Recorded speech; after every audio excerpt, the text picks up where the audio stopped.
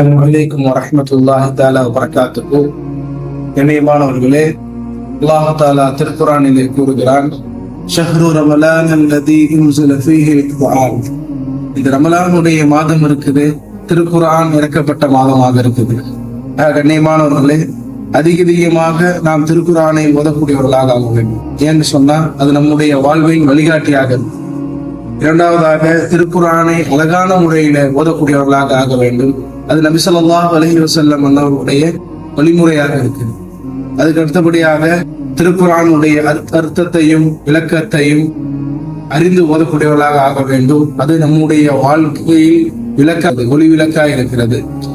அதே போல எதை ஓதுகிறோமோ அதன்படி நம்முடைய வாழ்விலே அமல் செய்ய வேண்டும். இன்றே ஒரு உறுதிமொழி எடுத்து ஒவ்வொரு நாளைக்கும் ஒரு சிறிய பகுதிகளை ஓதி இந்த ரமலானுடைய மாதத்துல அதிகமாக திருக்குர்ஆனை ஓதி முடிக்கக்கூடிய வாய்ப்பை அல்லாஹ் நம் அனைவருக்கும் தருவானாக. இந்த காணொளி பிடிச்சது என்று சொன்னா அதிகமாக பகிருங்க. அஸ்ஸலாமு அலைக்கும் வரஹ்மத்துல்லாஹி தஆலா வபரகாத்துஹு.